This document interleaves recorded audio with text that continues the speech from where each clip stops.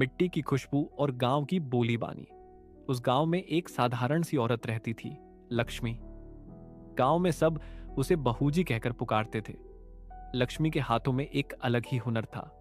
वह आलू की टिक्कियां बनाती थी, लेकिन सामान्य तवे पर नहीं, पत्थर पर। बरसात के दिनों में वह घर के बाहर बड़े सपाट पत्थर को धो पोंछ कर आग जलाती और उस पर आलू टिक्की सेंकती। उसकी टिक्की की खुशबू पूरे मोहल्ले में फैल जाती।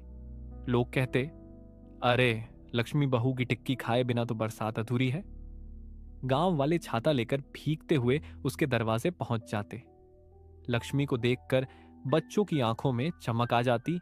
औरतें चटनी के साथ टिक्की ले जाती और बूढ़े लोग कहते, वाह बहू, तेरा हाथ तो जैसे सोना है।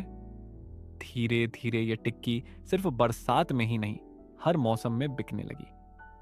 लक्ष्मी का पति रमेश बहुत ही सीधा और घरेलू आदमी था।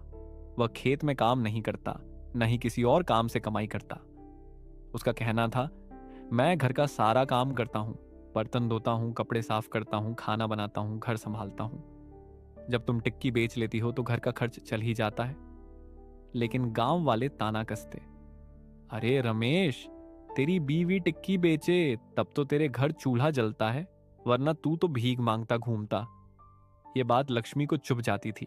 वह रात को रोते हुए रमेश से कहती, लोग ताना मारते हैं कि तुम कुछ नहीं करते, मुझे अच्छा नहीं लगता। काश तुम भी मेहनत से कुछ कमाते।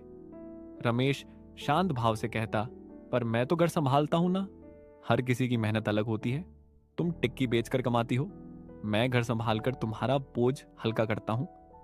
लेकिन बहू के दिल में कहीं एक कसक रह जाती। लक्ष्मी ने मन ही मन ठान लिया, मुझे अपने पति के लिए कुछ ऐसा करना है कि लोग उसका मजाक न उड़ाए। उसने धीरे धीरे पैसे जमा करने शुरू किए। दिन रात मेहनत कर उसने बचत की। टिक्की बेचने से जो भी अतिरिक्त पैसा आता वह छुपाकर रख देती। कुछ महीनों बाद उसके पास इतना पैसा इकट्ठा हो गया कि वह एक छोटा सा ढाबा खोल सके। ढाबा कच्चा पक्का ही था, बांस और पत्तों से बना हुआ, लेकिन वहां मिट्टी के चूल्हे पर टिक्की की महक पूरे गांव को अपनी ओर खींच लेती। लक्ष्मी ने रमेश को ढाबे के गल्ले पर बैठा दिया। अब रमेश पैसों का हिसाब रखता और ग्राहकों से मुस्कुराकर बातें करता। लक्ष्मी टिक्की सेंकती, रमेश ग्राहकों से लीजिए गर्मा गर्म टिक्की कहकर उन्हें परोसता। गांव वाले देखकर हैरान रह गए। वाह, अब तो दोनों मिलकर काम कर रहे हैं। बहू टिक्की बनाती है और रमेश हिसाब करता है, कमाल है। धीरे धीरे ढाबा मशहूर